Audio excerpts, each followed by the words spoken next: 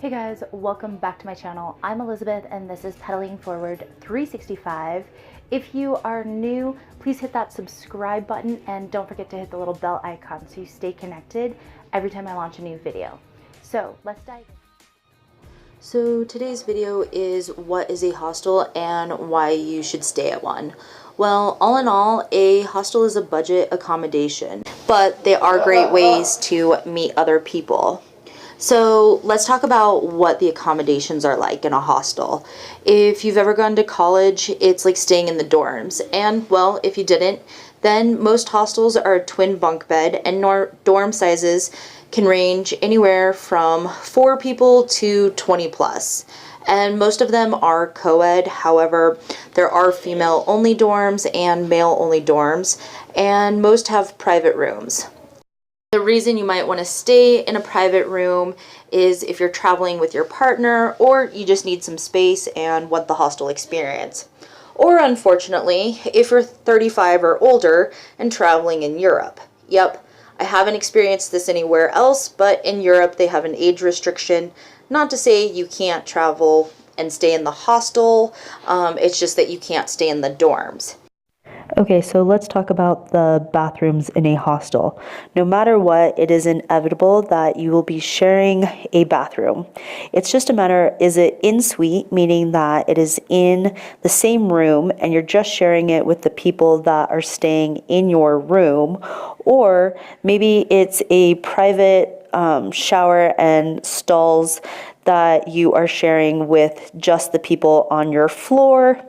Now, sometimes you will also get gender-specific bathrooms, so you'll share with all of the girls or all of the boys that are staying on that floor. And these bathrooms are usually like a normal gym bathroom.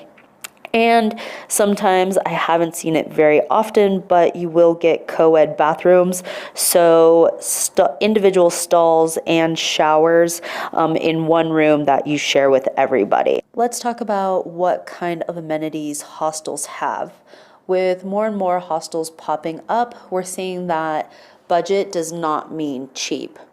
A couple of things I always look for are, do they offer free Wi-Fi?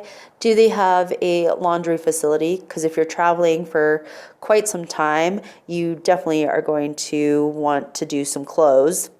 Also, do they have a communal kitchen? Not to say you're going to cook every meal, but it is nice to be able to save some money, and it's a really good way to meet other people, as food always brings people together. Now, some of the other amenities hostels have are in-house bars, and some even have restaurants, rooftop terraces, swimming pools, offer free yoga. The one that I'm staying at has a hot tub and a fireplace, and in the winter, sitting in a hot tub after a day of skiing and going and roasting marshmallows is pretty fantastic. Now, one of the things that I love most about hostels is that they have some sort of social aspect. They'll either offer cooking classes, or maybe they'll do walking tours or sightseeing trips. And these are always usually cheaper than booking through a third party. So I hope this information helps, and I know it's just the basics. And go stay at a hostel. Make some new friends and some new experiences. And until next time, keep pedaling forward.